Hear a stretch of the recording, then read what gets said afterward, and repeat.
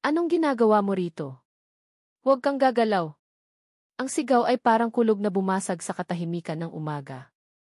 Napatalon si Araceli Santos sa gulat, at ang dala niyang maliit na bag ay nalaglag mula sa kanyang balikat. Otomatikong napahigpit ang hawak niya sa puting sobre na naglalaman ng kanyang application form. Ang puso niya itila umakyat sa kanyang lalamunan, mabilis at malakas ang kabog. Isang lalaking matangkad, nakasuot ng maong at t-shirt na may bahid ng lupa, ang mabilis na lumapit sa kanya mula sa kabilang panig ng bakod. Baka sa mukha nito ang galit at pagdududa. Sino ka? Aakyat ka ng bakod, ano? Magnanakaw ka ba? Ang salitang magnanakaw. Parang isang matalim na punyal, bumaon ito ng malalim sa dibdib ni Ara.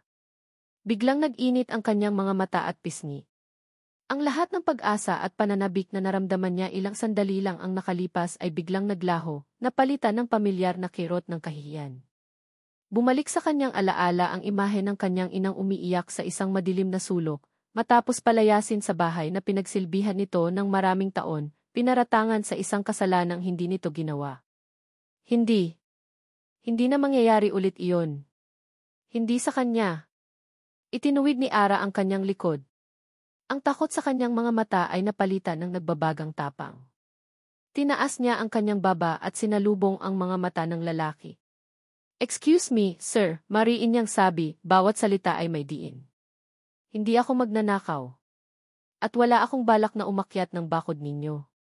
Naghahanap ako ng gate." Nagulat ang lalaki sa kanyang pagsagot. Tila hindi nito inaasahan ang ganoong katapangan. Tiningnan siya nito mula ulo hanggang paa, ang kanyang simpleng bestida, ang kanyang luma, ngunit malinis na sapatos, at ang determinasyon sa kanyang mukha. "Kung hindi ka magnanakaw, ano ang ginagawa mo rito?" Tanong ulit ng lalaki. Medyo humina na ang boses, ngunit may pagdududa pa rin. "Nandito ako para sa job interview," sagot ni Ara, iniabot ang sobre sa pagitan ng mga alambre ng bakod. "Ako si Araceli Santos. May usapan ako kay Mang Dante." Kinuha ng lalaki ang sobre, binuksan ito at mabilis na binasa. Nakita ni Ara ang unti-unting pagbabago sa ekspresyon nito, mula sa galit, naging pagtataka, at ngayon ay halatang pagkahiya. Nag-iwas ito ng tingin at kinamot ang kanyang bato. "Pasensya na," sabi nito. "Ako si Mateo. Ako si Tio de la Vega." Siya pala ang may-ari. Siya pala ang amo na sisilbihan niya sa kali. Napakaganda ng aming unang pagkikita, sarkastikong isip ni Ara. Ang pag-asang kanina ay bumabalot sa kanya, habang minamasdan ang malawak na taniman ng mangga at ang mga luntiang pastulan ng Hacienda Esperanza, ay tuluyan ng naging abo. "Okay lang po, sir," pilit na sagot ni Ara, kahit ang totoo'y kumukulo ang dugo niya. Gusto na niyang tumalikod at umalis, pero kailangan niya ang trabahong ito. Para sa kanyang ina. Para sa kanyang kapatid. "Dito ang daan," sabi ni Theo, itinuturo ang isang maliit na gate na natatabunan ng mga gumamela, ilang metro lang mula sa kinatatayuan nila. "Pasensya na ulit. Nagkataon lang na marami kaming problema sa hacienda ngayon." Pinilit ni Ara ng umiti, isang ngiting hindi umabot sa kanyang mga mata. Sumunod siya kay Theo papasok ng gate. Habang naglalakad sila sa daan ng lupa patungo sa malaking bahay, hindi niya maiwasang mamangha. Ang bahay ay luma ngunit elegante, gawa sa bato at matitigas na kahoy, napapaligiran ng isang hardin na puno ng mga bulaklak. Ang hangin ay sariwa, malayo sa usok at ingay ng syudad. Ito sana ang paraisong pinapangarap niya. Ngunit ngayon, parang naging hawla ito na pinasok niya ng may pag-aalinlangan. Nasa paanan na sila ng hagdanan ang beranda nang bumukas ang malaking pinto. Isang babaeng may edad, matangkad at balot ng alahas, ang lumabas. Ang tindig nito ay puno ng otoridad, at ang mga mata nito'y kasing talim ng kutsilyo nang suriin siya nito mula ulo hanggang paa. "Mateo, sino yan?" tanong ng babae, ang boses ay malamig at may bahid ng pagkamuhi. "Ma, siya si Araceli. Ang bagong aplikante na sinasabi ni Mang Dante," sagot ni Theo, halatang hindi komportable. "Siya ba yung sumisigaw-sigaw ka kanina?" tanong ulit ng babae, hindi inaalis ang tingin kay Ara. "Akala mo magnanakaw?" Lalong nag-init ang mukha ni Ara. Gusto na niyang magpalamon sa lupa. "Nagkamali lang ako, ma," mabilis na sabi ni Theo. Ngumisi ang babae, isang ngising mapanghamak. Isang malaking pagkakamali nga. Hindi natin kailangan ng isa pang problema dito. Tiningnan mo ba siyang mabuti? Mukhang walang karanasan at bastos. Doña Elvira, bulong ni Teo, puno ng pag-iingat. Pero hindi nagpatinag ang matandang babae. Humarap ito kay Ara. Iha, umuwi ka na. Pasensya na sa abala, pero hindi kami tumatanggap ng katulong ngayon. Lalo na ng isang katulad mo. Parang sinampal si Ara. Ang bawat salita ni Doña Elvira ay tumama sa kanyang pagkatao. Ito na naman. Ang mapanghusgang tingin ng mayayaman. Ang pagmamaliit sa kanyang pagkatao dahil lang sa kanyang anyo at pananamit. Akmang tatalikod na si Ara. Suko na siya. Hindi niya kayang manatili sa isang lugar kung saan sa unang araw pa lang ay para na siyang basahan na pinupunasan sa sahig. Sandali, pigil ni Teo. Napahinto si Ara. Napatingin din si Doña Elvira sa kanyang anak, maihalong gulat at inis. Huminga ng malalim si Teo. Tumingin siya kay Ara, at sa unang pagkakataon, nakita ni Ara ang sinserong pagsisisi sa mga mata nito. Kasalanan ko to, sabi niya, sapat lang para marinig nilang tatlo. Dahil sa pagkakamali ko, napahiya ko siya. Hindi tamang paalisin natin siya ng ganito. Humarap si Teo sa kanyang ina. Ma, bigyan natin siya ng pagkakataon. Isang linggong trial period. Kung hindi siya magaling, ako mismo ang magsasabi sa kanyang umalis. Pero kailangan nating maging patas. Isang nakabibinging katahimikan ang namayani. Tinitigan ni Doña Elvira ang kanyang anak na para bang hindi niya ito kilala. Si Ara naman ay hindi makapaniwala sa kanyang narinig. Ang lalaking ilang minuto lang ang nakalipas ay nagparatang sa kanya ng pagnanakaw ay siya ngayong nagtatanggol sa kanya. Bumuntong hininga si Doña Elvira, isang buntong hiningang puno ng pagkatalo. Bahala ka, Mateo. Pero tandaan mo, responsibilidad mo siya. Ano mang kapalpakan na gawin niya, ikaw ang mananagot. Pagkasabi niyon, tumalikod ito at pumasok sa loob ng bahay, malakas na isinara ang pinto. Naiwan si Ara at si Teo sa labas, kapwa hindi makapagsalita. Halika, basag ni Teo sa katahimikan. Ipapakita ko sa iyo ang magiging kwarto mo. Sumunod si Ara ng walang imik. Ang kanyang isip ay nagtatalo. Isang parte sa kanya ang gustong tumakbo palayo sa lugar na iyon. Ngunit ang isa pang parte, ang parteng nakakita sa ginawang pagtayo ni Teo, laban sa sarili nitong ina, ay nagsasabing baka may kaunting pag-asa pa. Habang tinatahak nila ang pasilyo patungo sa likod bahay, naramdaman ni Ara ang bigat ng kanyang desisyon. Narito na siya, nakapasok na sa Hacienda Esperanza. Ngunit hindi ito ang simula na kanyang inasahan. Pakiramdam niya ay nakatapak siya sa isang minahan, hindi alam kung aling hakbang ang magpapasabog sa lahat. Ngunit kailangan niyang lakasan ang kanyang loob. Tumingin siya sa malapad na likod ng lalaking naglalakad sa unahan niya, isang taong kinaiinisan niya pero siya ring nagbigay sa kanya ng pagkakataon. Para sa iyo ito, Nay, bulong niya sa sarili. Titiisin ko ang lahat. Hindi mapakali si Teo sa kanyang upuan sa opisina. Ang mga numero sa ledger sa harap niya ay lumalabo, naghahalo-halo na parang mga langgam. Ang paulit-ulit na umuukil-kil sa kanyang isip ay ang itsura ng babae kanina, si Araceli. Ang pagkabigla sa mga mata nito ng sigawan niya, na sinundan ng saglit na sakit, at pagkatapos ay ang mabilis na pagtatayo ng isang matigas na pader ng orgulyo. Lalo na nang hamakin ito ng kanyang ina. Napabuntong hininga si Teo at sumandal sa kanyang silya. Isang malaking pagkakamali. Alam niya iyon. Sa kagustuhan niyang protektahan ang hasyenda mula sa mga nagtatangkaritong masama, naging padalos-dalos siya. Napagbintangan niya ang isang taong ang tanging kasalanan lang ay ang maghanap ng disenteng trabaho. Ang bigat sa dibdib na dala ng kanyang pagkakasala ay tila isang malaking bato na mahirap alisin. Tumingin siya sa bintana. Mula roon, kitang-kita niya ang bakuran. At kitang-kita niya si Ara. Walang reklamo itong nag-igib ng tubig, nagwalis sa paligid ng bahay, at kahit sa tindi ng sikat ng araw ay hindi ito tumigil. May isang sandali, nakita niyang may isang guya na tila may sakit at humiwalay sa kawan. Walang pag-aalinlangan, nilapitan ito ni Ara. Hinaplos nito ang ulo ng hayop, binulungan na parang isang bata, at marahang inakay pabalik sa lilim. Sa simpleng kilos na iyon, lalong kumirot ang konsensya ni Teo. Ang babaeng pinagbintangan niyang magnanakaw ay may pusong mas malambot pa sa inaakala niya. Hindi na siya nakatiis. Tumayo siya at lumabas ng opisina, nilapitan si Ara na abala sa paglilinis ng mga paso. Ara, tawag niya. Agad na napatigil sa ginagawa si Ara at humarap sa kanya. Ang mukha nito ay kalmado, walang emosyon, pero ang mga mata nito ay nagpapanatili ng distansya. Sir Tio, may kailangan po ba kayo? Ang Sergi ay parang isang pader sa pagitan nila. Gusto ko lang sanang humingi ulit ng pasensya para kanina. Lalo na sa mga sinabi ng mama. Tumango lang si Ara, isang maliit at magalang na tango. Okay lang po, sir. Sanay na po ako. Trabaho lang po ito. Ang sagot na iyon, sa halip na pag-aanin ang kanyang loob, ay lalo lang nagpabigat dito. Ang ibig sabihin ng sanay na ako, ay hindi ito ang unang beses na nakaranas siya ng ganoong pagtrato. At nasaktan si Theo sa isiping iyon. Gusto pa sana niyang magsalita, ngunit ang malamig at propesyonal na kilos ni Ara ay nagsasabing sarado na ang usapan. Tumalikod na ito at ipinagpatuloy ang paglilinis, iniwan siyang nakatayo roon na parang isang estranghero sa sarili niyang lupain. Pagdating ng tanghalian, lalong naging komplikado ang lahat. Kasalukuyan siyang kumakain kasama ang kanyang ina nang may marinig silang ugong ng sasakyan. Ilang sandali lang, pumasok sa kanilang komedor ang isang nakakasilaw na ngiti. Tita Elvira. Tio, bati ni Isabel Romualdez.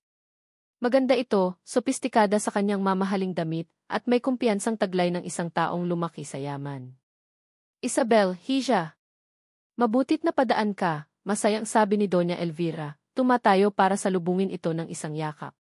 Ang lamig sa boses ng kanyang ina kanina ay napalitan ng init at sigla. Napadalaw lang po. May dala po akong paborito ninyong fruitcake mula sa Maynila, sabi ni Isabel, iniabot ang isang magandang kahon.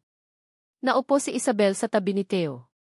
Ang pabango nito ay napakatapang, kabaligtaran ng amoy araw at lupa na naamoy niya kay Ara kanina. Habang nagkukwentuhan sila tungkol sa mga negosyo at mga party sa syudad, pumasok si Ara para ilagay ang isang pitsel ng tubig sa mesa. Hindi ito nagsalita, yumuko lang ng bahagya at tahimik na inilapag ang pitsel. Ngunit hindi nakaligtas sa mga mata ni Isabel ang presensya nito. Oh, you have the new maid, tita, tanong nito, tinitingnan si Ara na parang isang bagong gamit sa bahay. Ah! Bago lang, sagot ni Doña Elvira, may halong pagwawalang bahala. Sinusubukan pa lang. Ang eksena ay napakaklaro, si Isabel, ang babaeng bagay sa pamilya de la Vega, at si Ara, ang tagasilbi na hindi dapat mapansin.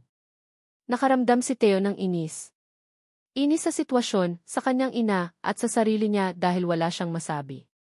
Nang makaalis na si Ara, doon na nagsimula ang kanyang ina. Nakikita mo, Theo. Ganyan ang babaeng nababagay sa'yo. Matalino, mayaman, galing sa mabuting pamilya. Si Isabelle ang makakatulong sa atin na isalba ang hasyenda, hindi yung mga katulong na walang alam kundi magdala ng kamalasan. Sakto namang dumating si Mang Dante, ang kanilang pinagkakatiwala ang katiwala, na may pag-aalala sa mukha. Sir Tio, Doña Elvira, may problema po tayo. Ano na naman yon, Dante? Iritableng tanong ni Doña Elvira. Bigla pong bumigay yung water pump para sa mga pananim sa bandang kanluran, Donya. Hindi po abot ang tubig sa dulo. Kung hindi natin maayos agad, malalanta ang mga bagong tanim. Isang sandali ng katahimikan. Tumingin si Theo sa kanyang ina at nakita niya ang isang malamig na kislap sa mga mata nito. Dahan-dahan itong lumingon sa kanya, ang bawat salita ay tila mailason. Nakikita mo na ba, anak, mahinang sabi ni Doña Elvira. Ngunit sapat na para marinig niya. Simula nang dumating ang babaeng iyan, puro kamalasan ang dala niya. Napatitig si Theo sa kanyang ina, walang masabi. Ang mga salitang iyon ay tumarak sa kanyang isipan, isang paratang na kahit wala pang ebidensya, ay tila isa ng hatol. Hindi ko alam kung anong nangyari. Sinunod ko lang ang utos ni Mang Dante na i-check ang mga tubo doon. Ito ang depensa ni Ara. Ngunit ang mga salita niya ay parang bulong na lang na tinatangay ng hangin. Nakatayo siya sa gitna ng sala, kaharap ang nag-aapoy na mga mata ni Doña Elvira at ang naguguluhang tingin ni Theo. At sa pag-check mo, bigla na lang nasira ang makina, sarkastikong tanong ni Doña Elvira. Huwag mo kaming gawing tanga, bata. Alam ko na ang mga estilong yan. Baka naman sinadya mo para makaganti sa pagkahiya mo kaninang umaga. Hindi po ako ganoong klaseng tao, madiing sagot ni Ara, nanginginig ang boses sa pinipigilang galit at luha. Bakit ba laging siya ang nakikita? Bakit sa bawat problemang lumitaw, ang daliri ng paghatol ay laging nakaturo sa kanya? Tama na, mahinahong sabi ni Theo, pumagit na sa kanila. Ang kanyang mukha ay pagod at puno ng tensyon. Walang patunay na si Ara ang may kasalanan. Maaaring nagkataon lang. Dante, ipaayos mo na lang agad ang makina. Isang matalim na tingin ang ipinuko ni Doña Elvira sa kanyang anak bago ito tumalikod at nagmartsa paakyat ng hagdanan. Naiwan si Ara at si Theo sa isang nakabibinging katahimikan. Pasensya ka na ulit, sabi ni Theo, ang boses ay pagod. Para maiwasan na lang ang gulo, may iba na lang akong ipapagawa sa'yo. Naisip ko lang, baka kailangan ng linisin ang lumang bodega ng papa sa likod. Matagal na iyong hindi nagagalaw. Tumango lang si Ara. Alam niya kung ano ang ibig sabihin yon. Isa itong paraan para ilayo siya sa mga mahahalagang gawain ng hasyenda. Isa siyang eksile. Tinanggap niya ito ng walang salita. Anumang trabaho ay mas mabuti kaysa sa mapagbintangan sa bawat kilos niya. Ang bodega ay nasa pinakalikod ng malaking bahay, natatabunan ng mga gumagapang na halaman. Mabigat at maalikabok ang hangin sa loob. Ang sahig ay puno ng mga tuyong dahon at ang mga dingding ay nababalutan ng sapot ng gagamba. Puno ito ng mga lumang kasangkapan, mga sirang kagamitan sa pagsasaka, at mga kahon na puno ng mga dokumentong kinain na ng anay. Habang nagwawalis si Ara, nararamdaman niya ang bigat ng kanyang kalungkutan. Para siyang itinapon sa isang sulok na kinalimutan na ng panahon. Ito ba ang kapalaran niya? Ang laging mapunta sa madilim at nakatagong lugar, malayo sa paningin ng iba. Pinunasan niya ang isang butil ng luhang pumatak mula sa kanyang mata. Kailangan niyang maging matatag. Sa kalagitnaan ng kanyang paglilinis, may narinig siyang mga yabag. Si Theo. May dala itong isang bote ng malamig na tubig. Hindi ito nagsalita. Inilapag lang nito ang bote sa isang lumang mesa at tumingin sa paligid. Dito madalas magkulong si Papa kapag marami siyang iniisip, sabi ni Theo, ang boses ay malumanay. Mahal na mahal niya ang hasyenda. Ito ang buhay niya. May kakaibang lungkot sa boses ni Theo na ngayon lang narinig ni Ara. Sa isang saglit, hindi ito ang amo niyang nagdududa, kundi isang anak na nangungulila sa kanyang ama. Salamat po sa tubig, mahinang sabi ni Ara. Tumango si Theo at akmang aalis na, ngunit huminto ito sa may pinto. Ara, hindi ko sinasabing naniniwala ako sa mama. Gusto ko lang ng kapayapaan. Pagkaalis ni Theo, naiwan si Ara na nag-iisip. Kapayapaan. Iyon din ang gusto niya. Ipinagpatuloy niya ang paglilinis. Habang inaalis niya ang isang bunton ng mga lumang dyaryo, sa isang sulok, napansin niya ang isang malaking bowl na gawa sa kahoy. Dahil sa kuryosidad, binuksan niya ito. Amoy lupa at lumang papel ang sumalubong sa kanya. Sa ilalim ng mga lumang damit at litrato, may isang bagay na nakabalot sa katad. Isang journal. Kinuha niya ito. Ang balat nito ay luma na, ngunit matibay pa rin. Dahan-dahan niya itong binuksan. Ang sulat kamay sa loob ay elegante ngunit madiin. Ang petsa ay 10 taon na ang nakalipas. Nagsimula siyang magbasa. Mga entry tungkol sa ani, sa panahon, sa mga plano para sa hasyenda. Ngunit habang lumilipat siya ng pahina, isang partikular na entry ang kumuha ng kanyang atensyon. Isinulat ito ng maihalatang galit at pagkabigo. Ang mga mata ni Ara ay nanlaki habang binabasa ang mga salita. May 14 na. May ahas sa loob ng pamamahay ko. Isang pagtitiwala na sinuklian ng pagtataksil. Ang mga plano ko para sa modernization, ang deal natin sa mga bagong mamumuhunan, lahat ay sinabotahe. May naglalabas ng impormasyon. May nagmamanipula sa mga numero. At ang masakit, isa siya sa mga taong pinagkakatiwalaan ko ng lubos. Nanindig ang balahibo ni Ara. Isang ahas? Pagtataksil? Para siyang nakabasa ng isang sikretong hindi dapat malaman ng kahit sino. Nagpatuloy siya sa pagbabasa, hinahanap ang pangalan ng traidor, ngunit wala siyang makita. Bigla, nakarinig siya ng kaluskos sa labas. Mabilis niyang isinara ang journal at itinago sa ilalim ng kanyang damit, sa may bandang likod ng kanyang baywang. Kumabog ng malakas ang kanyang dibdib. Pumasok si Mang Dante, may dalang walis. "O Ara, nandito ka pala," sabi nito, nakangiti gaya ng dati. "Pinapalinis din sa akin ni Donya itong labas. Kumusta ka na? Huwag mo nang dibdibin ang nangyari kanina, ha?" Ganoon lang talaga si Senora. Umiti lang si Ara, isang pilit na ngiti. Ngunit sa likod ng ngiting iyon, ang mga salita mula sa journal ay umuulit-ulit sa kanyang isipan. "Isang ahas sa loob ng pamamahay ko." Tinitigan niya si Mang Dante, ang taong laging mabait sa kanya, ang katiwalang pinagkakatiwalaan ng lahat. Ngunit ngayon, sa unang pagkakataon, nakita niya ito sa ibang liwanag. Ang bawat ngiti, ang bawat kilos, ay biglang nagkaroon ng dalawang kahulugan. Gabi na ngunit gising pa rin ang diwa ni Theo. Nakaupo siya sa kanyang opisina, napapaligiran ng mga papeles na tila mga multong nagpapaalala sa kanya ng kanilang kalagayan. Ang mga numero sa ledger ay kulay pula, isang malinaw na senyales ng pagkalugi. Ang utang sa bangko ay palaki ng palaki, at ang kita mula sa huling ani ay hindi sapat para takpan kahit ang interes.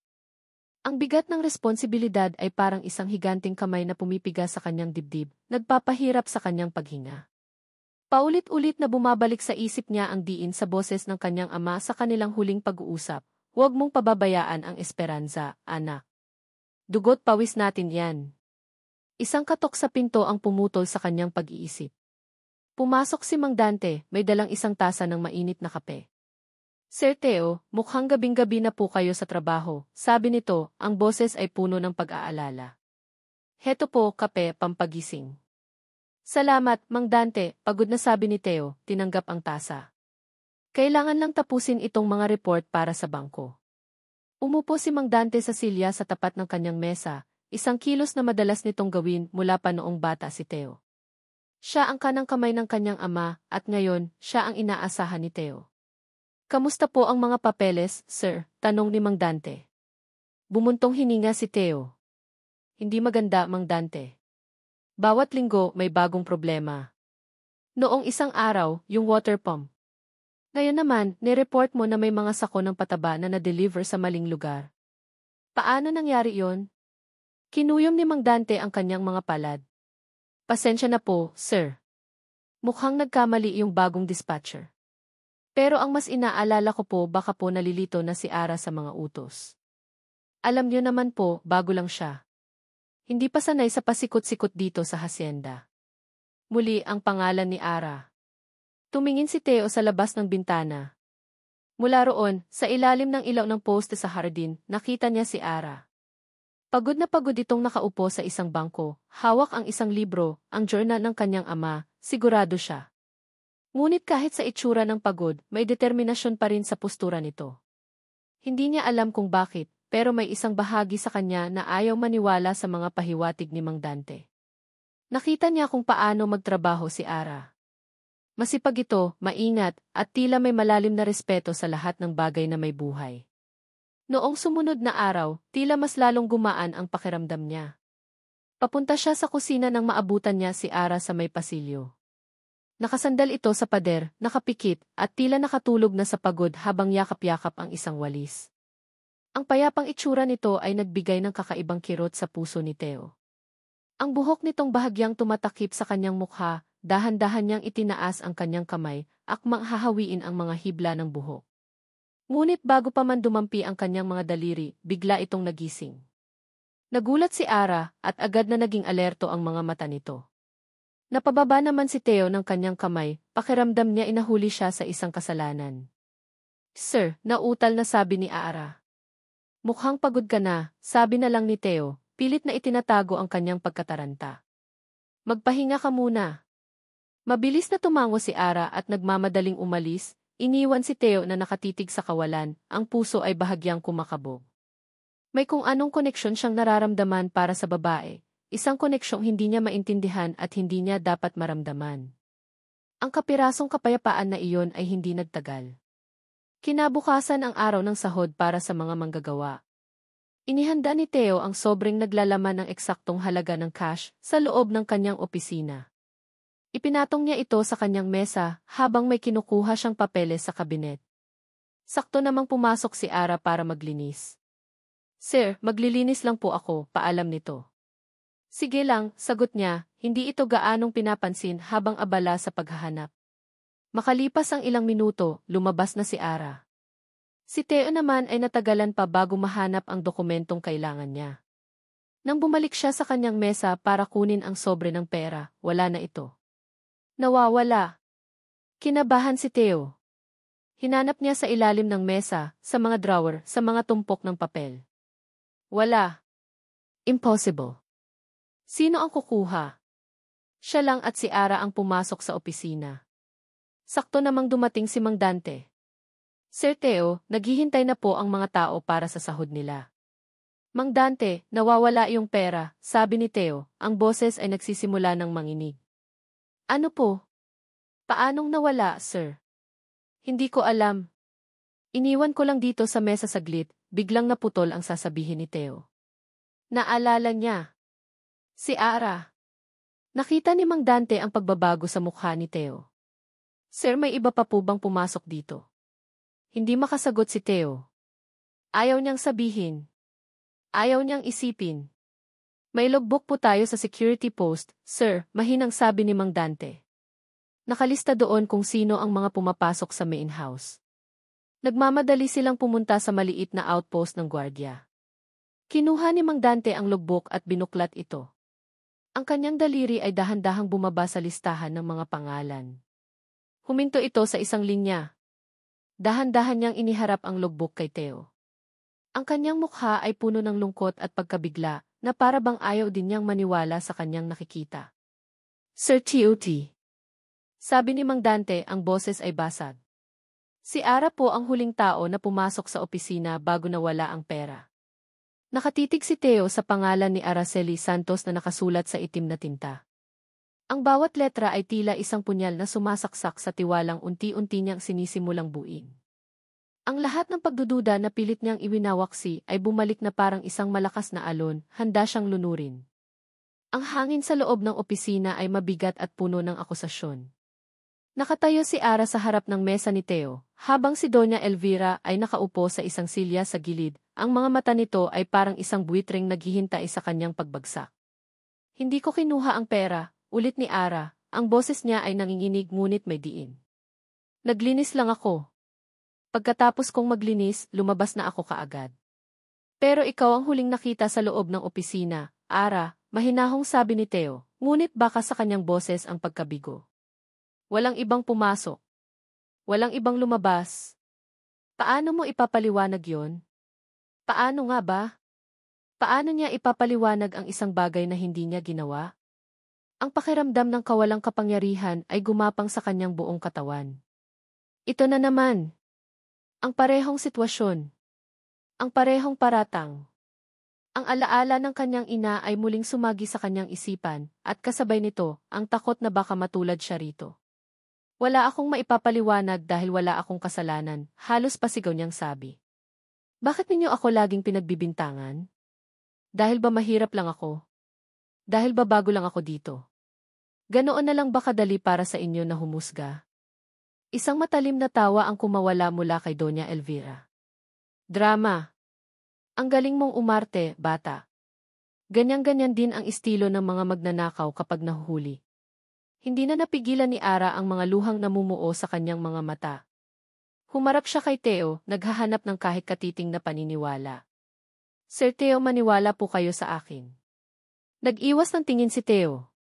Ang kilos na iyon ay mas masakit pa kaysa sa anumang masasakit na salita mula kay Doña Elvira. Ngunit pagkatapos ng ilang sandali ng katahimikan, nagsalita ito.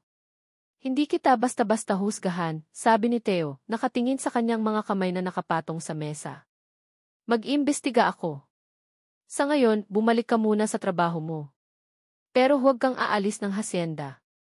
Hindi ito isang pagpapawalang sala, ngunit hindi rin ito isang hatol. Isang maliit na siwang ng pag-aalinlangan. Para kay Ara, sa puntong iyon ay sapat na. Isang maliit na hibla ng pag-asa na kumapit siya ng mahigpit. Tumango siya at mabilis na lumabas ng opisina, hindi na hinintay pa ang sasabihin ni Doña Elvira. Kailangan niyang makahinga. Kailangan niyang lumayo. Nagkulong siya sa kanyang maliit na silid. Ang takot at galit ay unti-unting napalitan ng determinasyon. Hindi siya papayag na matapos ang lahat ng ganito. May mali sa hasyenda na ito. Nararamdaman niya. At ang journal ng ama ni Theo ang tanging hawak niyang susi. Kinuha niya ang journal mula sa taguan nito sa ilalim ng kanyang kama at muli itong binuklat. Binasa niya ulit ang tungkol sa ahas at sa ipagtataksil. Nilipat niya ang mga pahina, hinahanap ang anumang detalye na maaaring makatulong sa kanya. Ang mga plano ko para sa irrigation system, laging naunahan. Ang mga potential buyers biglang umaatras. May nagbibigay sa kanila ng maling impormasyon tungkol sa kalusugan ng lupa. Ang sabi sa akin ni Dante, baka raw may espiya sa mga trabahador. Pero iba ang kutob ko. Masyadong malinis. Masyadong kalkulado.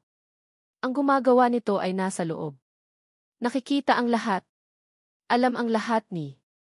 Napahinto si Ara. Nakikita ang lahat. Alam ang lahat. Sino ang taong iyon? Sino ang may ganoong access sa lahat ng impormasyon ng hasyenda? Nagpatuloy siya sa pagbabasa. Pinaghihinalaan kong itinatago niya ang isang hiwalay na ledger.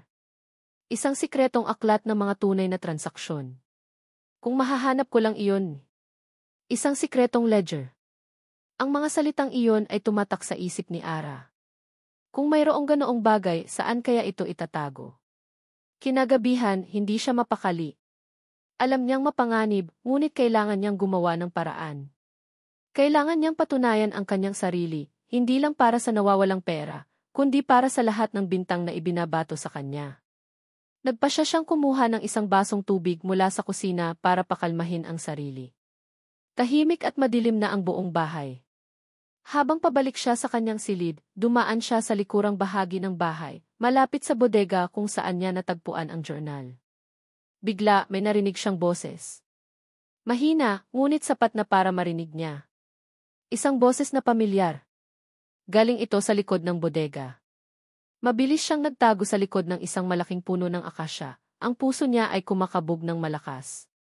Si Mang Dante. May kausap ito sa cellphone.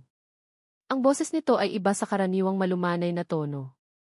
Ngayon, ito ay may diin at puno ng kumpiyansa. Ayos na ang lahat, sabi ni Mang Dante sa kausap nito. Naitanim na ang duda.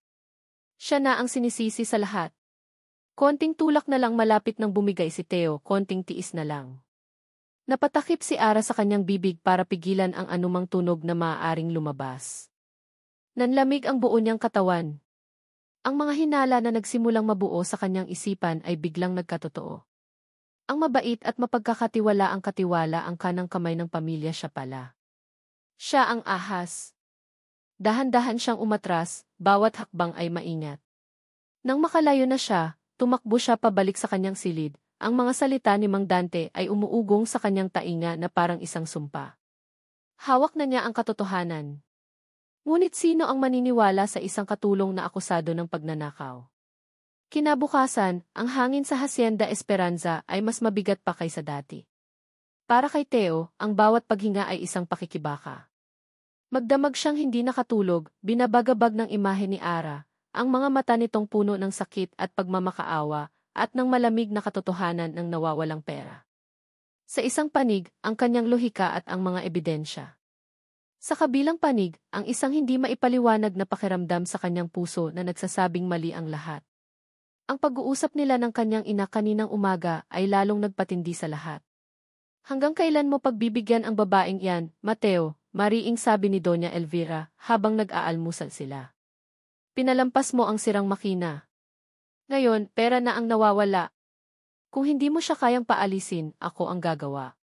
Mamili ka, ang kapakanan ng pamilyang ito, o ang isang magnanakaw. Ang ultimatum. Iyon ang huling bagay na kailangan ni Theo. Ang bigat ng pagiging isang anak at ang pagiging isang amo ay nagbabanggaan sa loob niya. Nagpasya siyang kausapin si Ara sa huling pagkakataon. Kailangan niyang marinig ang lahat mula rito, nang walang paghuhusga mula sa kanyang ina. Kailangan niyang bigyan ito ng isang huling pagkakataon para ipagtanggol ang sarili. Pinuntahan niya ito sa bodega, ang lugar kung saan tila nagsimula ang lahat.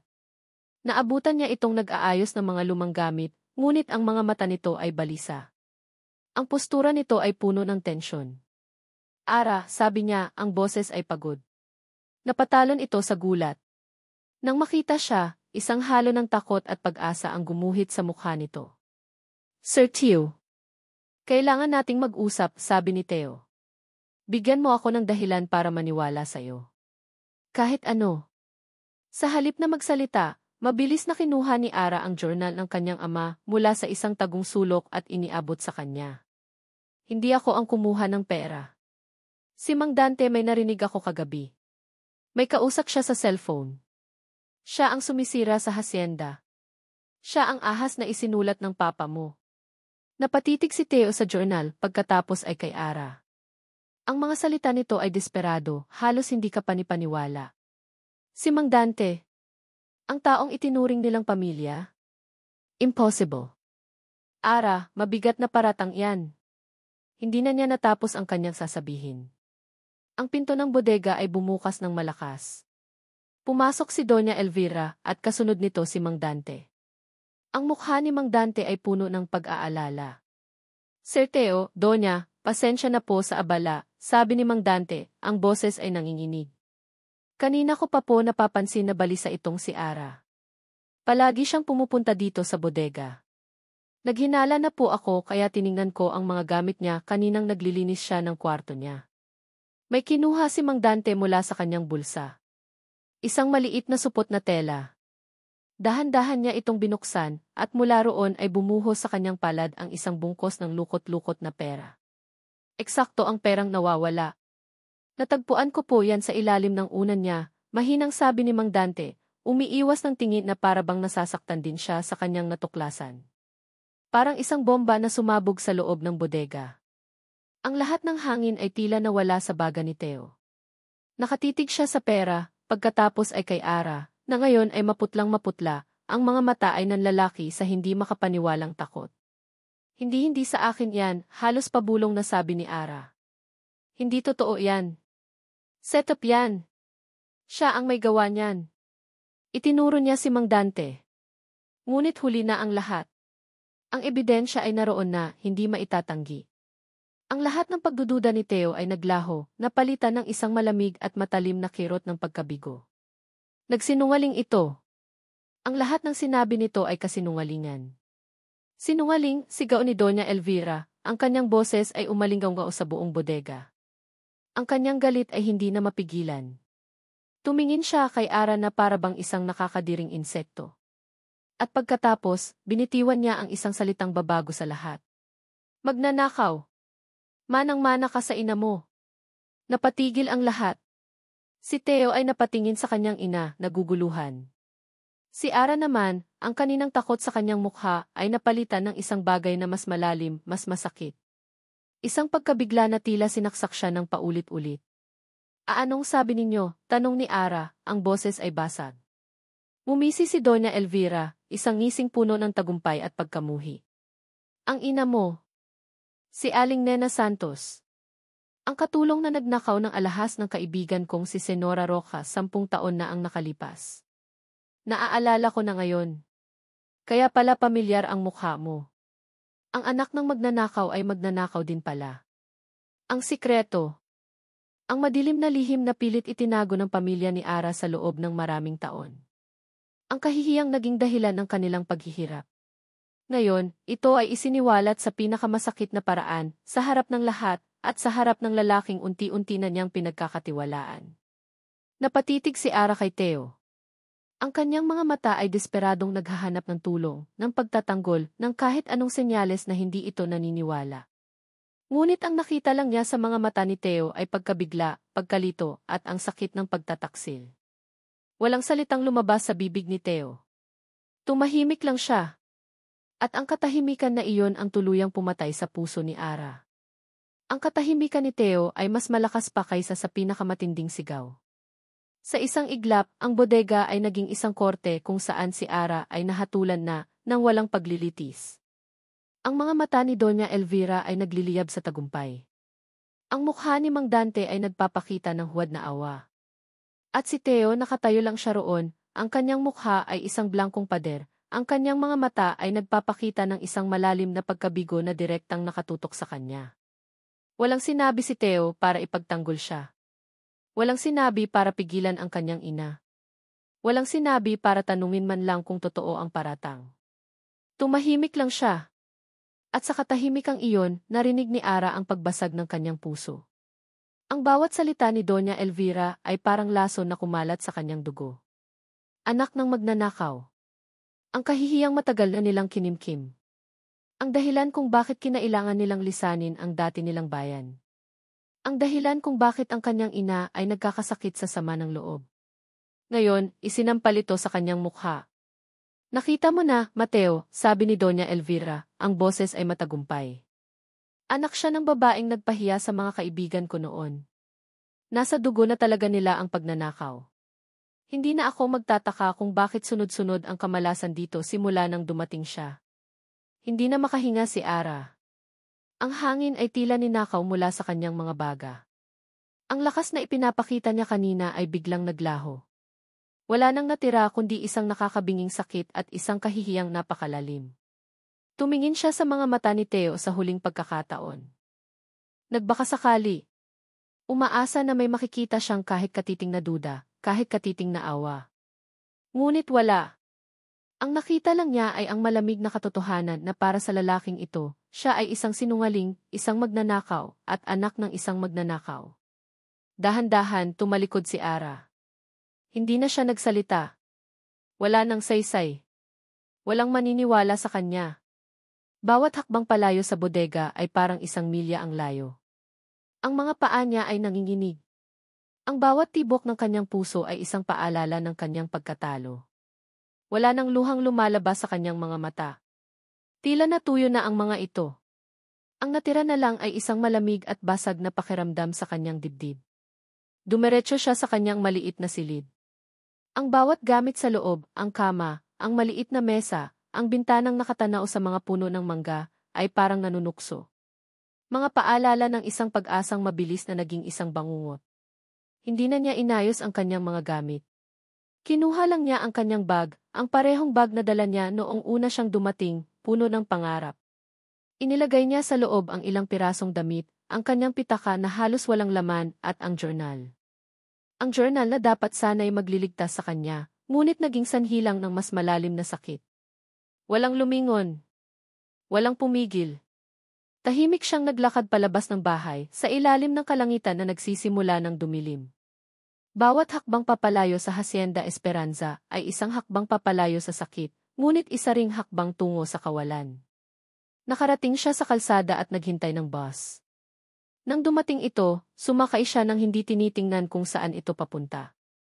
Ang mahalaga ay makalayo. Makalayo sa mga mapanghusgang mata, sa mga masasakit na salita, sa katahimikan ng isang taong sinimulan na niyang pagtiwalaan. Habang umaandar ang bus, nakasandal ang kanyang ulo sa malamig na salamin ng bintana. Ang mga ilaw mula sa mga bahay at poste ay lumalabo sa kanyang paningin. Walang direksyon. Walang plano. Walang natira. Naramdaman niya ang isang bagay sa kanyang bulsa. Isang maliit na piraso ng papel. Kinuha niya ito. Isang pahinang napunit mula sa journal noong minadali niya itong itinago. Isang listahan ng mga pangalan ng kumpanya na isinulat ng ama ni Theo. At sa dulo ng listahan, isang pangalan ang naka-highlight at may marka. TerraCorp. Nakatitig siya sa pangalan, ngunit wala itong ibig sabihin sa kanya ngayon. Isa lang itong piraso ng papel, isang alaala ng isang digmaang ipinaglaban niya at natalo siya. Ikinuyom niya ang papel sa kanyang palad. Ipinikit niya ang kanyang mga mata.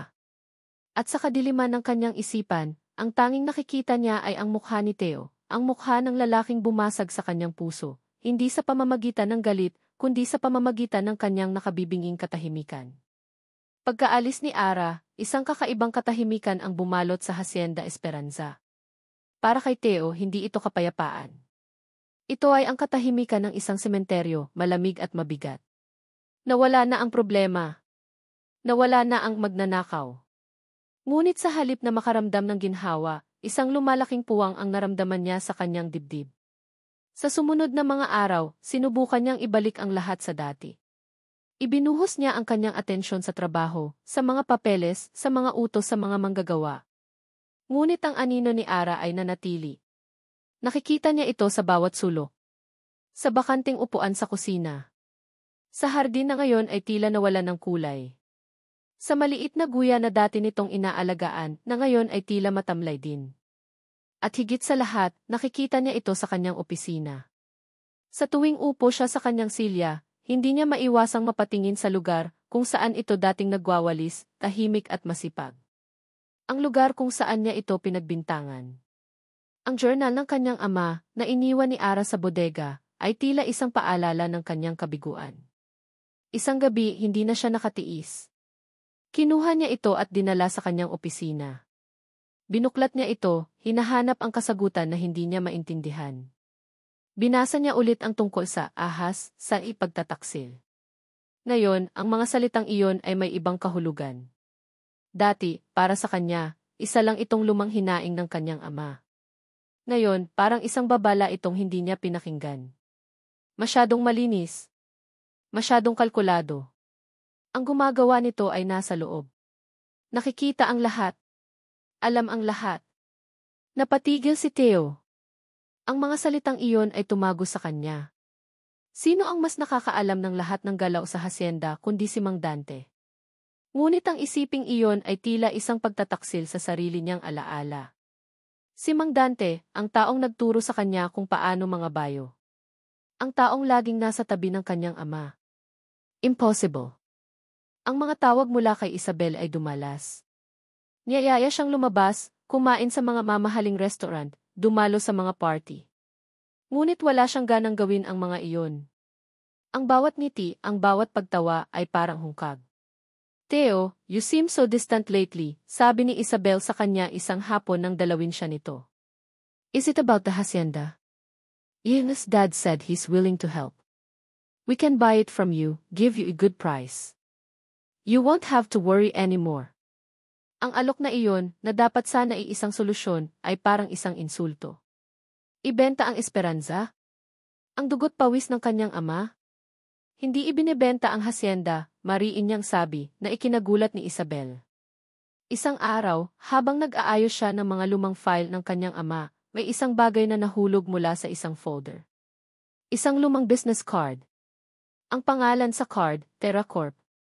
Sa ilalim nito, isang maliit na sulat kamay mula sa kanyang ama, they want the land. Lowball offer.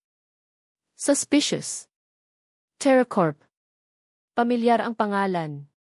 Biglang kumabog ang kanyang dibdib. Saan niya ito nakita? Inisip niyang mabuti. At naalala niya. Ang piraso ng papel na hawak ni Ara. Ang napunit na pahina mula sa journal. Kinabahan siya. Mabilis niyang kinuha ang journal at hinanap ang pahinang iyon. At doon niya nakita. Isang listahan ng mga kumpanyang nag-alok na bilhin ang hacienda noon. At sa dulo, ang pangalang TerraCorp na may markang i-danger. Isang malamig na kaba ang gumapang sa kanyang likod. May hindi tama. Dumating ang araw na kinatatakutan niya. Isang opisyal na sulat mula sa bangko. Isang final notice. Kung hindi sila makakapagbayad ng malaking halaga sa loob ng ilang linggo, mapipilitan silang iremata ang hacienda. Ang lahat ng kanyang pagsisikap ay nauwi sa wala. Talo na siya. Sa gitna ng kanyang desperasyon, dumating ang isang mensahe mula sa kanilang abogado. Isang formal na alok para bilhin ang hacienda. Isang huling pag-asa para makaiwas sa kahihiyan ng foreclosure. Ang presyo ay mababa, halos isang insulto, ngunit wala na siyang pagpipilian. Binuksan niya ang kalakip na dokumento, ang draft ng kontrata. Tiningnan niya ang pangalan ng kumpanyang bibili. Ang kanyang mga mata ay nanlaki. Ang kanyang paghinga ay napigil. Ang pangalan ng bumibili ay hindi Romualdez. Ito ay isang subsidiary. Isang kumpanyang nasa ilalim ng isang mas malaking korporasyon. Ang pangalan sa kontrata, TerraCorp. Sa isang iglap, lahat ay luminaw. Ang mga maliliit na tikamalasan. Ang mga nagkataon lang. Ang pagkawala ng pera. Ang pagdating ni Ara. Ang pag-alis ni Ara. Lahat ay konektado. Lahat ay isang plano. Isang masalimuot na bitag na matagal nang inilatag. At siya, si Mateo de la Vega, ang taang naglakad papasok dito. Ibinagsak niya ang kanyang mga kamao sa mesa. Ang pagsisisi ay parang laso na kumalat sa kanyang buong sistema. Pinasakitan niya ang isang inosenteng tao. Nagtiwala siya sa isang ahas. At sa proseso, nawala sa kanya ang lahat, ang tiwala ni Ara, ang dignidad niya, at ngayon, ang mismong hasyenda na isinumpa niyang proprotektahan. Nakatitig siya sa kawalan, ang bigat ng kanyang pagkakamali ay dumadagan sa kanya, hanggang sa halos hindi na siya makahinga. Nagawa niya ang isang kakilakilabot na pagkakamali. At huli na ang lahat. Ang hangin sa maliit na bahay na inuupahan nila sa isang sulok ng Maynila ay masikip at maalinsangan, malayo sa sariwang hangin ng probinsya. Ngunit para kay Ara, ito ang kanyang kanlungan. Sa loob ng halos 2 linggo mula nang lisanin niya ang Hacienda Esperanza, ibinuhos niya ang lahat ng kanyang oras at lakas sa pag-aalaga sa kanyang ina. Anak, huwag mo nang isipin yon, sabi ni Aling Nena isang hapon, habang hinahaplos ang buhok ni Ara. Ang kanyang ina ay payat at mahina, ngunit ang pagmamahal sa mga mata nito ay hindi nagbabago. Ang mahalaga, magkasama tayo. Ngunit alam ni Ara na ang sama ng loob ay unti-unting kumakain sa kalusugan ng kanyang ina. Ang kahihiyan ng nakaraan na muling binuhay ng mga De La Vega ay isang sugat na hindi naghihilom. Isang araw, habang nag-uusap sila, sa wakas ay ikinuwento ni Aling Nena ang buong katotohanan. Hindi ko kinuha ang alahas na iyon, Ara. Alam ng Diyos. Ang totoong kumuha ay ang pamangkin ni Senora Rojas, nalulong sa sugal. Pero para pagtakpan ang kahihiyan ng kanilang pamilya, ako ang kanilang pinagbintangan. Mahirap lang tayo, anak. Walang laban. Ang mga salitang iyon ay nagpaalab sa isang natutulog na apoy sa puso ni Ara. Hindi na ito galit. Determinasyon. Ang laban na ito ay hindi na lang para sa kanya, kundi para na rin sa dignidad ng kanyang ina. Ginamit niya ang natitira niyang pera para pumunta sa isang computer shop. Ang piraso ng papel na may pangalang Itera Corp ay lukot na sa kanyang bulsa. Intype niya ang pangalan sa search bar, at ang mga lumabas na resulta ay nagpatindig ng kanyang balahibo. Ang Terra Corp ay isang malaking korporasyon na kilala sa kanilang agresibong paraan ng pagbili ng mga lupain. Ang kanilang modus operandi, targetin ang mga lupain na may problemang pinansyal, lumikha ng mga internal na problema para lalong pabagsakin ang halaga nito, at pagkatapos ay bibilhin ito sa napakamurang halaga. Puno ang internet ng mga kwento mula sa mga maliliit na magsasaka at may-ari ng lupa na nawalan ng lahat dahil sa kanilang mga maruruming taktika. Habang nagbabasa siya, ang lahat ng piraso ng puzzle ay unti-unting nabubuo. Ang sirang makina. Ang nawawalang pataba. Ang perang nawawala. Ang pag-frame up sa kanya. Lahat ay gawa-gawa. Lahat ay parte ng isang masamang plano. At si Mang Dante siya ang kanilang tao sa loob. Isang malamig na takot ang gumapang sa kanya. Nasa panganib ang Hacienda Esperanza. Nasa panganib si Teo. Sa kabila ng sakit, sa kabila ng pagtataksil, hindi niya kayang talikuran ito. Ang imahe ni Teo, na puno ng bigat ng responsibilidad para sa kanyang pamilya at sa lupain, ay sumagi sa kanyang isipan. Sinaktan siya nito. Dinurog nito ang kanyang tiwala. Ngunit sa ilalim ng lahat ng iyon, alam niyang hindi ito masamang tao. Isa lang itong taong nalunod sa mga kasinungalingan at manipulasyon. Kailangan niyang bumalik. Ang desisyon ay mahirap. Para itong paglunok ng mga bubog. Ang bumalik sa lugar kung saan siya ipinahiya. Ang harapin ang mga taong humatol sa kanya. Ngunit kailangan niyang gawin ito. Hindi para kay Teo. Hindi para sa mga De La Vega. Kundi para sa katotohanan. Anak, sigurado ka ba? Tanong ng kanyang ina, puno ng pag-aalala. Opo, Nay, sagot ni Ara, ang boses ay matatag. Kailangan ko pong tapusin ito. Sumakay siya sa unang bus pabalik ng Batangas. Bawat kilometrong tinatakbo ng bus ay nagpapalakas sa kabog ng kanyang dibdib. Dala niya ang isang folder na naglalaman ng lahat ng printout ng kanyang research tungkol sa Terra Corp. Ito ang kanyang tanging sandata. Gabi na nang makarating siya sa bayan. Mula roon, sumakay siya ng tricycle papunta sa hacienda. Habang papalapit siya, ang pamilyar na hilera ng mga puno ng mangga ay sumalubong sa kanya na parang mga multo sa dilim. Nang sa wakas ay natanaw na niya ang gate ng Hacienda Esperanza, isang tanawin ang nagpatigil sa kanyang paghinga. Sa harap ng malaking bahay, nakaparada ang isang itim at mamahaling kotse, ang kotse ng mga Romualdez. At sa tabi nito, isa pang sasakyan na hindi niya kilala, ngunit mukhang sasakyan ng mga importanteng tao. May mga ilaw sa loob ng opisina ni Theo. May nagaganap na isang mahalagang pulong. Bigla siyang kinabahan.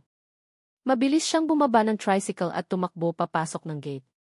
Ang bawat hakbang ay tila isang karera laban sa oras. Ang puso niya ay sumisigaw. Baka huli na ako. Ang hangin sa loob ng opisina ni Theo ay masikip at puno ng pormalidad. Nakaupo siya sa harap ng isang abogado, isang makinis at matalas na lalaki na kumakatawan sa TerraCorp. Sa tabi niya, si Doña Elvira, ang mukha ay seryoso ngunit may bahid ng pagkatalo. Sa kabilang panig ng mesa, si Mang Dante, nakatayo sa isang sulok, ang itsura ay puno ng pakikiramay. Nasa harap ni Theo ang kontrata. Ang kanyang pangalan at ang pangalan ng Hacienda Esperanza ay nakalimbag sa itim na tinta, naghihintay na lang sa kanyang pirma. Ang panulat ay nasa kanyang kamay, mabigat na parang isang bloke ng semento. M. de la Vega, we need to finalize this tonight, sabi ng abogado, ang boses ay walang emosyon. The bank's deadline is tomorrow morning.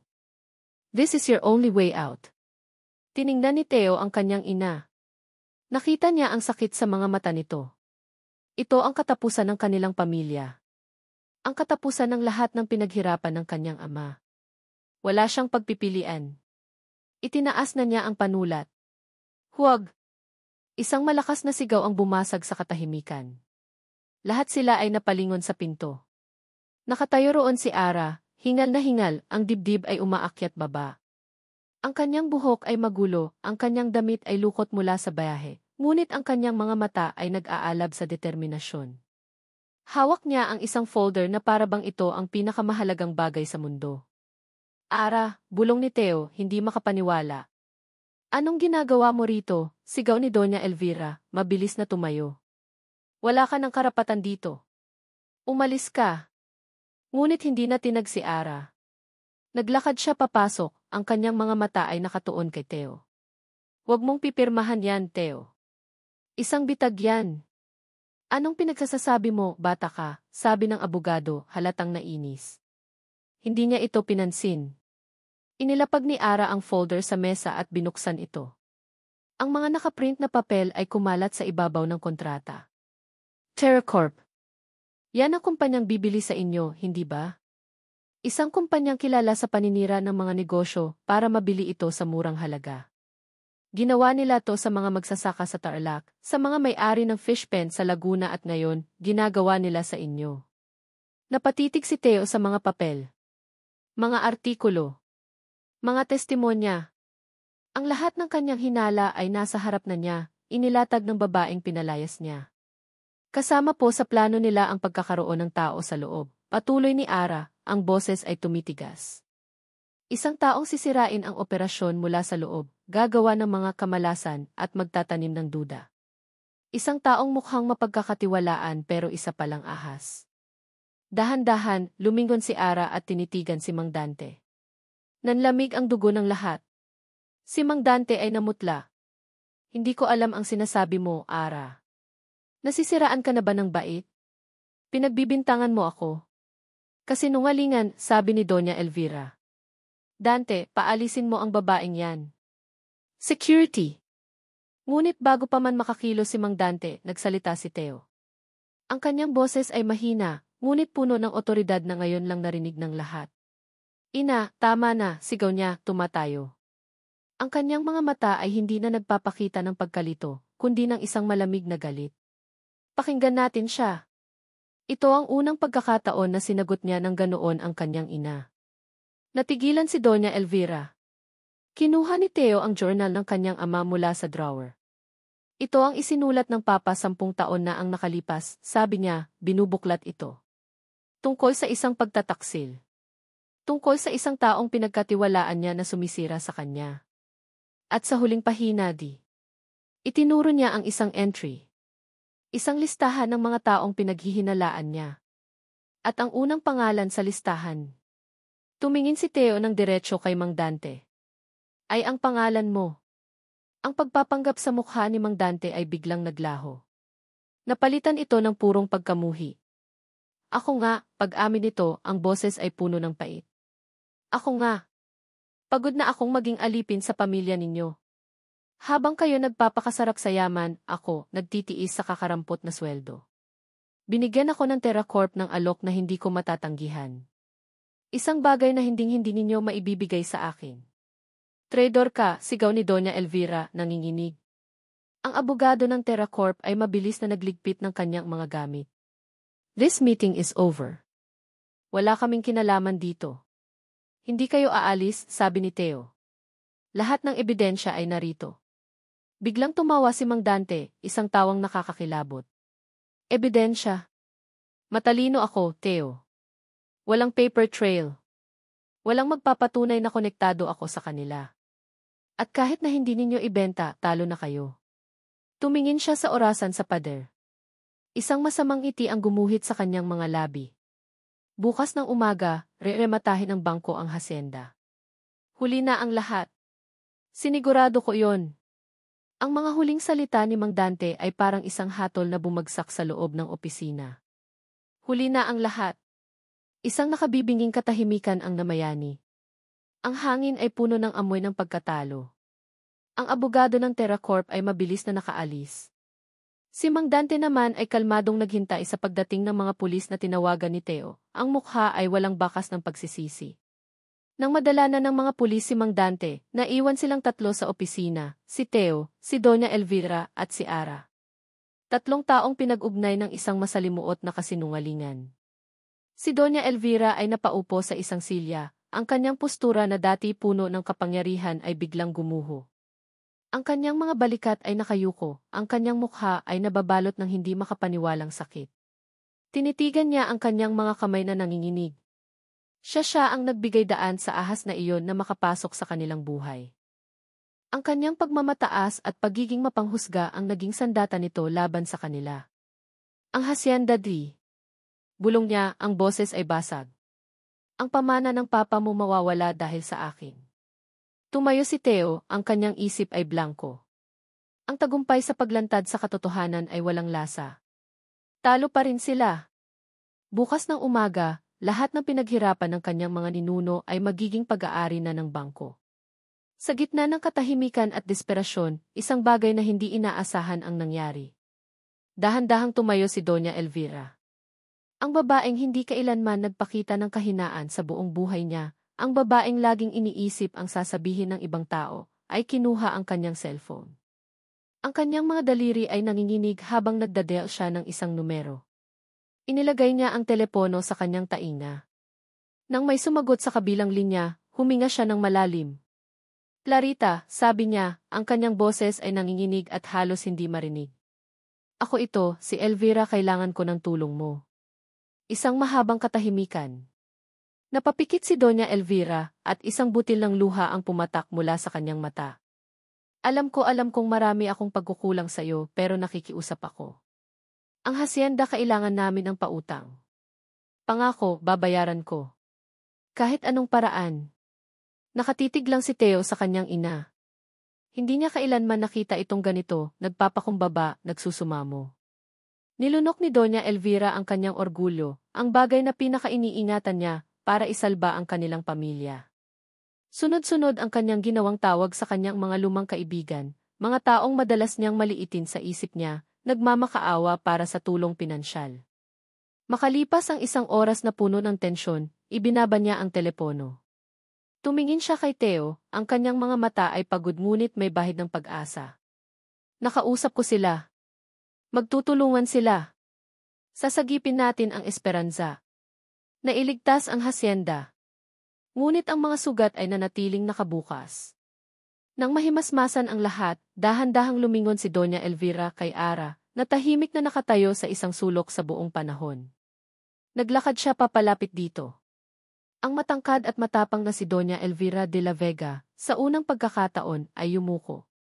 Hindi lang basta yumuko, kundi isang malalim na pagyuko ng kahihiyan at pagsisisi. Patawarin mo ako, iha, sabi niya, ang boses ay puno ng pait. Sa lahat ng sinabi ko, sa lahat ng ginawa ko, ako ang may kasalanan. Patawarin mo ako. Si Ara ay hindi kumibo. Pagkatapos noon, si Theo naman ang humarap sa kanya. Ang bigat ng mundo ay tila nasa kanyang mga balikat. Ang bawat salita ay mahirap bigkasin. Ara, ako di. Nagsimula siya, ngunit ang mga salita ay ayaw lumabas. Walang sapat na salita para sabihin kung gaano ako nagsisisi. Sa hindi ko paniniwala sa'yo, sa pagtalikod ko sa'yo noong kailangan mo ako. Ara, sorry. Ang salitang sorry ay lumabas na parang isang walang lamang tunog sa loob ng silid. Sa wakas, tiningnan siya ni Ara. Ang mga mata nito ay pagod, malalim, at puno ng sakit na hindi kayang burahin ng anumang paumanhin. Ang galit ay wala na. Ang natira na lang ay isang malawak at basag na kawalan. Hindi sapat ang sorry, Theo, mahinang sabi ni Ara. Pagkasabi niyon, tumalikod siya at naglakad palabas ng opisina, palabas ng bahay, at palabas ng kanilang buhay sa pangalawang pagkakataon. Naiwan si Theo, nakatayo sa gitna ng kanyang opisina. Nailigtas niya ang kanyang lupain. Ngunit nawala niya ang babaeng nagligtas dito. Naiwan siya sa isang tagumpay na lasang abo. Lumipas ang ilang linggo. Ang buhay sa Hacienda Esperanza ay unti-unting bumabalik sa normal, ngunit may isang bagay na nagbago. Ang dating tensyon ay napalitan ng isang tahimik na pagtutulungan. Si Doña Elvira ay hindi na ang dating matapobreng ginang, naging mas mahinahon ito, mas mapagkumbaba. At si Theo, hindi na siya ang alanganing amo, isa na siyang tunay na pinuno na may bigat at determinasyon sa bawat kilos. Ngunit para kay Ara, ang pagbabago ay nangyari sa isang maliit na bayan, malayo sa hacienda. Nakahanap siya ng trabaho sa isang maliit na plant nursery. Ang bawat araw niya ay ginugugol sa pag-aalaga ng mga halaman, mga butong unti-unting sumisibol, mga sangang dahan-dahang lumalago. Sa pag-aalaga sa kanila, unti-unti niya ring inaalagaan ang sarili niyang nasaktang puso. Dito, walang nakakakilala sa kanya. Walang humuhusga. Ang tanging naririnig niya ay ang tunog ng hangin sa mga dahon at ang pagdilig niya ng tubig sa lupa. Nakahanap siya ng kapayapaan. Isang hapon, pag-uwi niya mula sa trabaho, naabutan niya ang kanyang inang umiiyak. Ngunit hindi ito mga luha ng kalungkutan. Ito ay mga luha ng kagalakan. Anak ti. Sabi ni Aling Nena, nanginginig habang inaabot sa kanya ang isang sulat. Ang pamilya Rojas humingi sila ng tawad. Inamin nila ang lahat. Nilinis nila ang pangalan ko. Binasa ni Ara ang sulat. Isang formal na public apology na kalathala sa isang lokal na pahayagan. 10 taon ng kahihiyan, binura ng ilang talata. Alam ni Ara na may isang tao lang na may kakayahang gawin ito. Kinabukasan, pagkatapos ng kanyang trabaho, habang nag-aayos siya ng mga paso sa labas ng nursery, isang pamilyar na pickup truck ang huminto sa di kalayuan. Bumaba mula rito si Theo.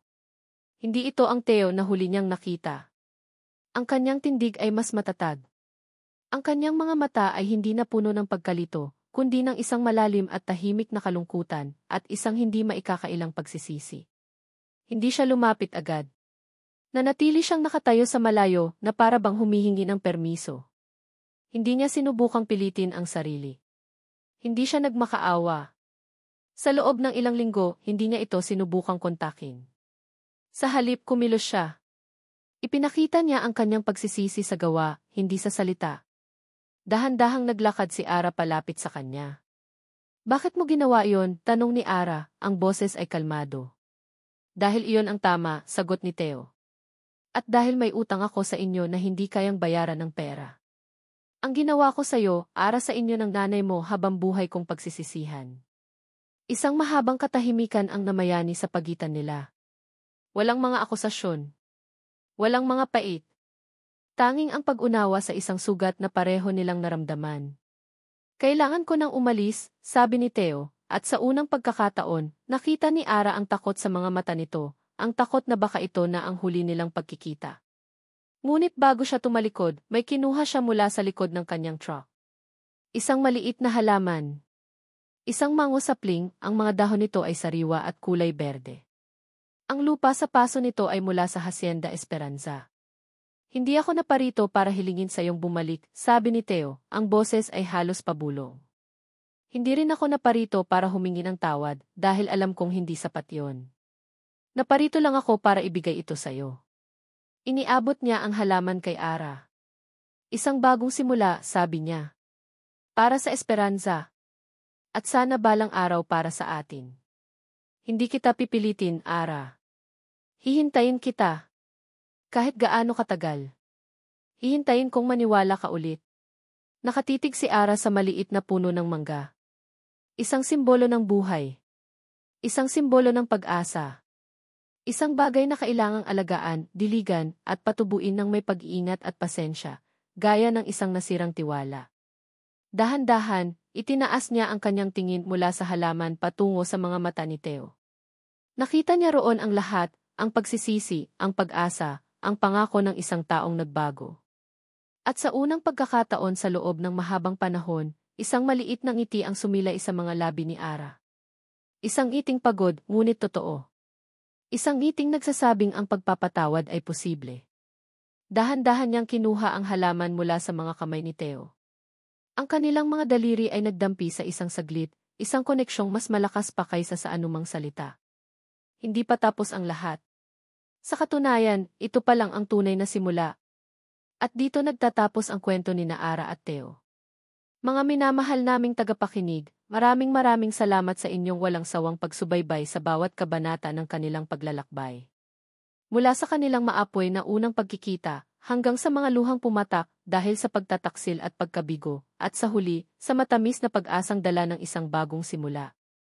Habang isinusulat ko ang kwentong ito, nais kong ibahagi hindi lang ang kilig ng pag-ibigan, kundi pati na rin ang tunay na bigat at ganda ng pagpapatawad. Nais kong iparating na ang tunay na pag-ibig ay hindi laging perpekto. Ito ay nasusugatan, nadadapa at minsan nababasag. Ngunit tulad ng isang halamang dahan-dahang tumutubo, ang tunay na pag-ibig, kapag diniligan ng tiwala at inalagaan ng tapat na pagsisisi, ay laging may kakayahang muling yumabong at mamunga. Ang kwento ni Ara at Theo ay isang paalala na lahat tayo ay nagkakamali. Ngunit ang mas mahalaga kaysa sa pagkakamali ay ang kakayahan nating harapin ito, humingi ng tawad at patunayan sa gawa ang ating pagbabago. Ito rin ay isang pagpupugay sa lakas ng bawat isa sa atin na bumangon mula sa sakit, na piliing magtiwala muli at nabigyan ng pagkakataon ang puso na magmahal ng walang takot. Sana'y may mga aral at damdamin kayong napulot at isinapuso mula sa kwento ng Hacienda Esperanza. Muli, mula sa akin, ang inyong manunulat, taos puso akong nagpapasalamat. Hanggang sa ating susunod na kwento.